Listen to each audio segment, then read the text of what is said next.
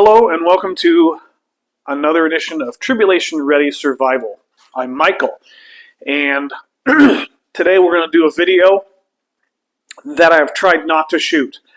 In fact, I woke up at 2 o'clock this morning with the idea in my head. God put it there, wanted me to do the video, but I had another video ahead of this that I wanted to do instead. I've tried to do that video, and God will not allow me to complete that video. He wants me to do this one. So I'm going to do the video that God wants me to do. And the reason that I've protested is it's hard video. It's hard, and it's not. It's a hard thing to be able to put out. But here it goes, folks. Just because nothing has been made official doesn't mean that it's not already happening. I believe that we are already at war. On some level, we have been at war for a long time. But in my lifetime, every time we've gone to a war or an armed conflict, it's still war. It has never been on American soil here. And in this particular day and age, that is absolutely 100% possible. Even smaller countries have the ability to bring damage and destruction, death and destruction, from a long ways away in a short period of time. We're dealing with a day and age where we have unmanned aerial vehicles that can bring explosives, follow you around, and make decisions autonomously. Kind of creepy. Yes. We have the ultimate authority, Yeshua, and God, who will grant us the protection that we need in the time that we need it. That's 100% going to happen. If you are God's people and you are following the Torah and you are listening to God, if you are listening to Him and doing what He says, and I'm kind of guilty of that today, just throw it out there. I fought Him on doing this video. Guess what? I don't win. God wants me to do it, so let's do it. Let's talk about some things that very well could happen and more than likely will happen in the event of a war on U.S. soil. Number one, broad spectrum thing, your basic services that you depend on, you rely on, you take comfort in every single day, from the moment you wake up to the moment you go to bed and while you're asleep. Electricity, sewer and water services, trash services, all of those things probably not going to be available. And if they are available, it's going to be so sporadic, you might as well just count them out anyway. You're going to have to know how to adapt and overcome those situations, to include lights. I mean, if it's not daylight and you have no electricity, what are you going to do? We have ideas that we've given to you. You may have your own ideas. You're going to have to work with that. Some other things that you're going to see, the effects of transportation, the ability to bring goods and services from afar. It's not going to happen. Stores, not going to be there. They're not going to sell stuff if they have nothing to sell.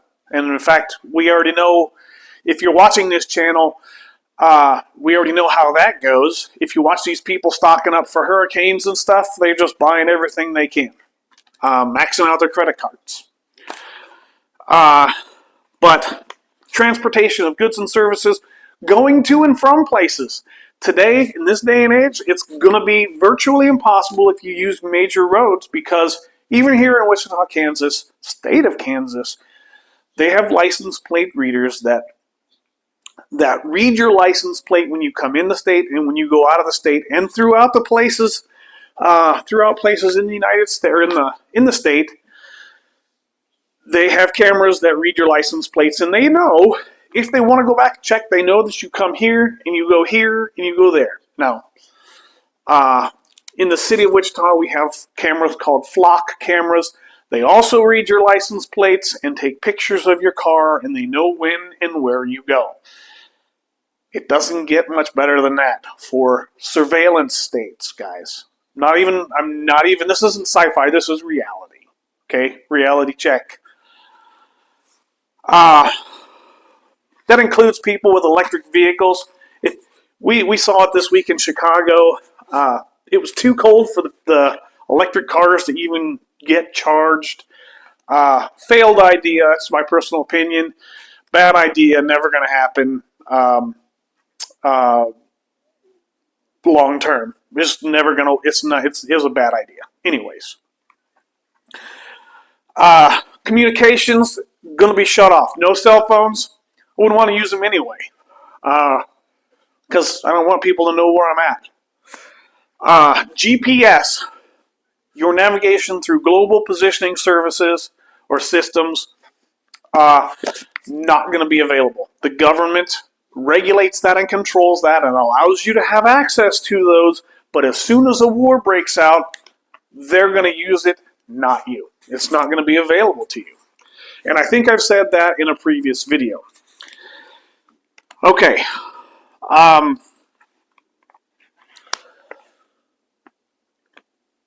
In war, any of you who are watching this, if you've been in law enforcement, a first responder of some sort, if you've been in the military and you've been deployed, if you have been a doctor or a nurse, if you have been in any of those situations, and maybe some other things, you'll understand what I'm about to say. The amount and the types of death and destruction that humans are capable of inflicting on other humans is ridiculously disgusting.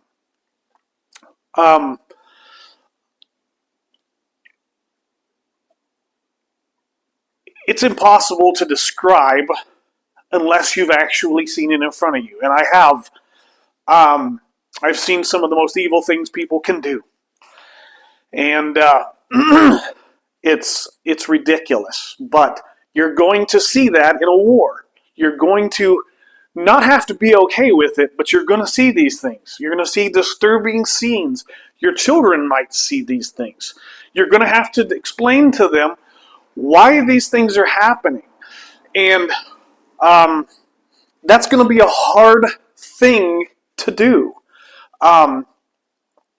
We live in a world where not everybody's living in reality. We have people who are literally sucked into video games all day, who are doing virtual workouts and doing all kinds of stuff, stuck in their cell phones while they're driving. They're not paying attention to what's going on in the real world. Okay? But something like that is going to be a reality check, and not everybody's going to be able to deal with it. We used to do that when I was a police officer. We used to kind of get people used to seeing those things, so that when it does happen, that they have the ability to work and continue to do their job when they see that. Okay? And it doesn't take long for someone to get kind of numb, if you will. But death and destruction, that's going to be a reality check for a lot of people. And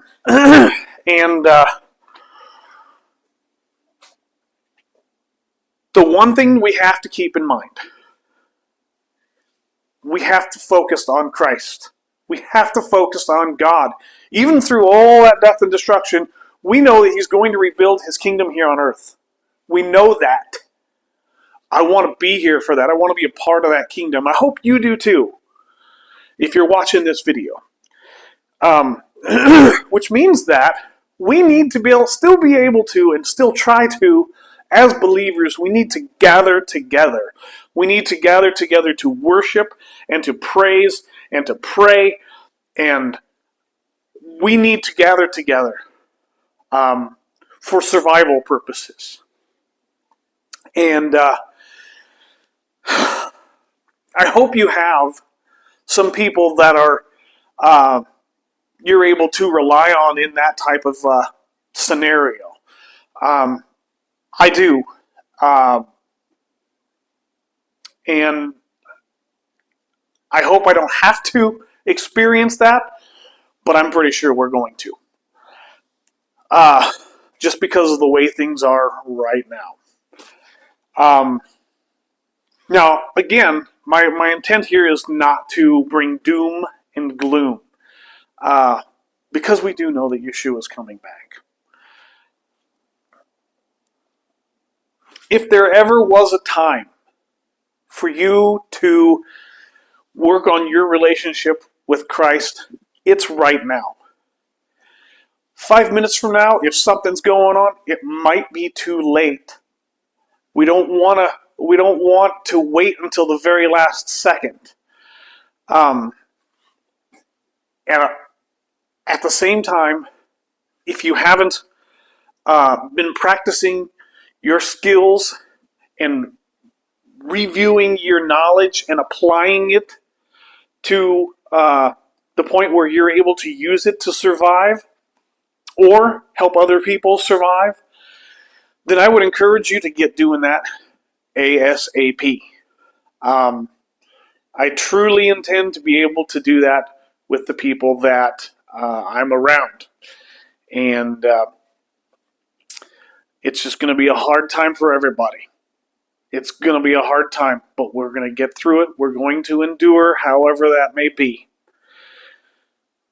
Folks, this was the message that God wanted me to deliver. It's been very difficult for me to put this out. It's even kind of well, it's uncomfortable. Let's just put it that way. It's just uncomfortable. And so I don't expect very many likes on this video. I